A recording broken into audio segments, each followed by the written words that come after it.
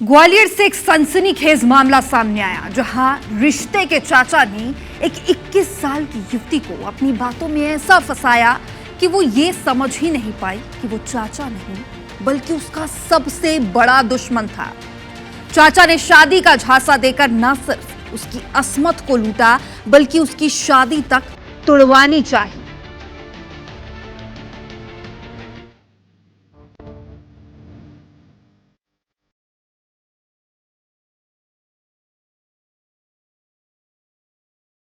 धोखेबाज चाचा दिया शादी का झांसा, 3 साल तक लूटी आबरू। 2022 में हुई थी ये कहानी शुरू। रिश्ते में दूर का चाचा, उसका अक्सर घर आना जाना था। वो हमेशा युवती से शादी करने का मजाक करता, उसे बहलाता फुसलाता और उससे मीठी मीठी बातें। कई बार वो इसे इग्नोर करते। जब युवती ने सवाल किया कि हम तो रिश्तेदार हैं, आप चाचा लगते हो, शादी कैसे हो सकती है, तो आरोपी ने रिश्तेदारी को दूर का बताकर उसे झांसे में ले और शादी का पूरा विश्वास दिला दिया। इसी विश्वास के जाल में फंसकर साल 2022 में आरोपी ने युवती के साथ दुष्कर्म की घटना को अंजाम।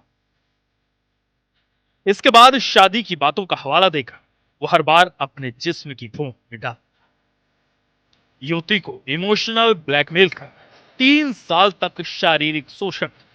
लेकिन फिर आया ट्विस्ट। 2 फरवरी 2025 आरोपी की शादी किसी और लड़की से।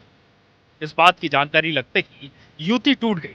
उसे इस बात का सदमा लगा। उसने उस धोखेबाज चाचा से दूरी बना ली और बात करना बंद। लेकिन कहानी यहीं खत्म नहीं। मार्च 2025 जब युवती की शादी फिक्स हुई तो आरोपी फिर लौटा। उसने युवती को बदनाम करने की धमकी दी, ब्लैकमेल शुरू कर दिया और बोला कि तुम्हारी शादी कहीं नहीं होने। इसके बाद उसने युवती की बदनामी की सारे इरादे पार कर। नतीजा, युवती का रिश्ता टूटने की कगार पर पहुंचा। परेशान होकर युवती ने आखिरकार अपने परिजनों की सारी सच्चाई दी। परिजनों के साथ मिलकर युवती थाटीपुर थाने पहुंची और शिकायत दर्ज। पुलिस ने आरोपी के खिलाफ एफआईआर दर्ज कर उसकी तलाश शुरू कर दी। देखिए, श्रीनगर कॉलोनी की एक फरियादियाँ हैं जो कि 21 वर्षीय है। उनके द्वारा इस थाने पर शिकायत कराई गई थी जो दामोद निवासी राजेश सोलंकी द्वारा इनके साथ शादी का झांसा देकर लगातार दुष्कर्म घटना अंजाम दिया गया था। इनकी शिकायत पर उसमें दुष्कर्म की धाराओं में अपराध पंजीबद्ध किया गया है। इनके द्वारा बताया गया कि जो व्यक्ति है उसने इनको शादी का झांसा दिया। बाद में जब उन्होंने शादी के लिए उसको बोला तो उसने उनको जान से मारने की धमकी दी और शादी करने से रोक दिया।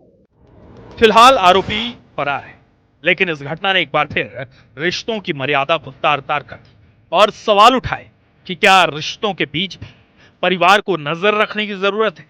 क्या अब रिश्तों पर भी भरोसा करना एक बड़े अपराध को न्योता देना है? और ये पहली बार नहीं है। अक्सर लड़कियां अपनों का ही शिकार होती हैं। ऐसे में जरूरत है सावधान रहने की, जरूरत है नजर रखने।